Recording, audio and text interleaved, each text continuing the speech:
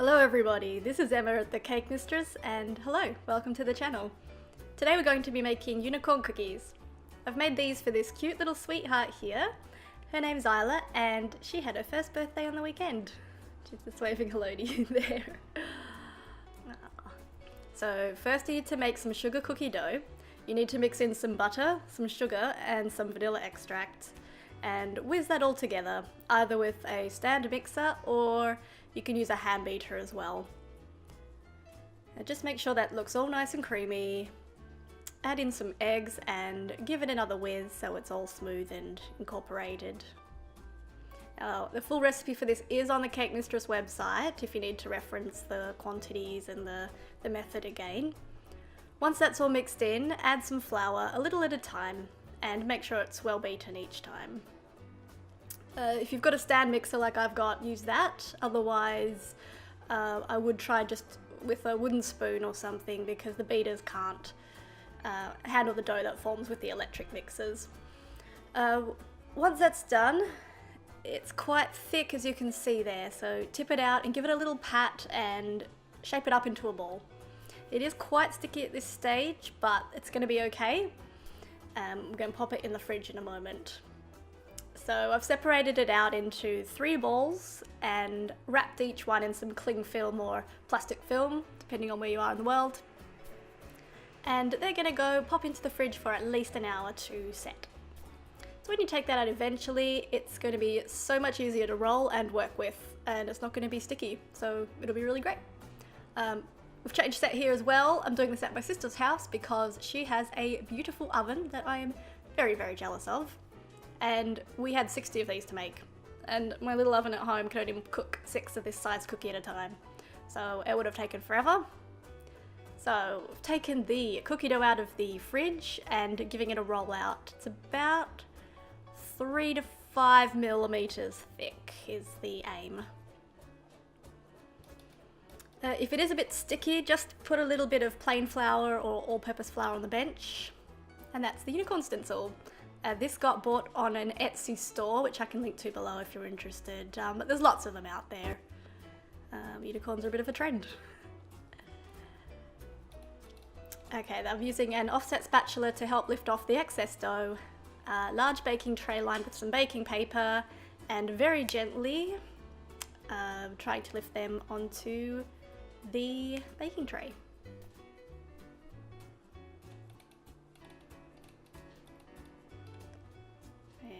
Go. It's a little. I got the technique better as I went along. I put a few tears in the unicorns earlier on, but it got better. So there's a lovely big oven, 2 trays at once. It's amazing. Now they went in at 180 degrees Celsius, and each cookie needed 17 minutes in that particular oven. So at this stage, I've got all the cookies baked and they're cooling. The next thing is getting ready to roll out some fondant in white. It's the exact same stencil used to cut out the unicorn shape.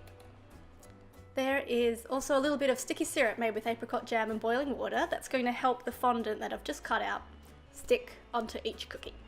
So line it up and smooth it down the edges with your fingers, like so.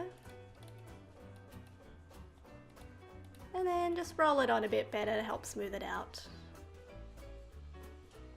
Now that's a little cake modelling tool that I'm going to help put the unicorn markings on its horn and a couple of nostrils. Now this, I went to a cake shop and found this amazing gold luster. It is a completely edible paint, which I'm in love with, and I used it on the horn and also to paint the nose as well. See, look at it shine. Oh, it's so lovely. I also found a edible food grade black felt tip pen which I'm using to draw on the eyes. So they've got closed eye and some little unicorn eyelashes. And that's the nose. If you've got keen eyes, you'll see there's a bit of silver luster under there. I did try out the silver metallic as well, but on white fondant I didn't find it as effective or pretty, so we went back over all 60 of them and did them in gold. The fun times. So put that aside to set. They don't actually take all that long, that paint, and it doesn't smudge, so it's quite good mixture. Next is some royal icing, which I've got the recipe for on the website. I've mixed that up and split it into 3 bowls because they're going to get tinted pastel pink, pastel blue and a purple colour, just with some liquid food dye, nothing special there. I'm divvying them out. And yep, there's a few drops of red and I think it's 4 drops of red to 1 drop of blue to make a pastel purple, pure blue, and that's Pillar Box Red. I'm using the Queen brand, not that it's sponsored or anything, just if you're curious. Queen brand is what's easily available down here in Australia, but you can use whatever you want. I'm giving it a good stir, and next grab 3 piping bags. I've fitted them up with a Wilton tip. Each one has a number 16 open star, and this is going to be used to pipe the unicorn hair.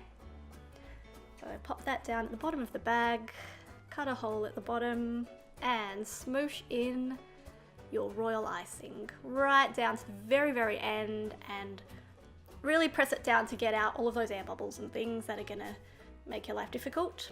And then once that's done, I've twisted up the bags and secured each one with an elastic band. So it's also going to help you pipe nice and easily as well.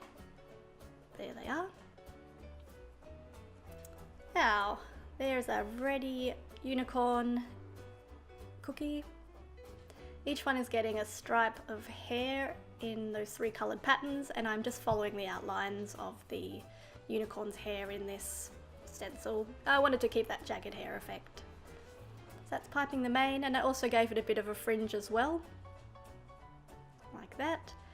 And just at that join there, we've popped on some royal icing flowers, which, if you're from Australia, you might recognise them off the shelf at Coles. We didn't make those.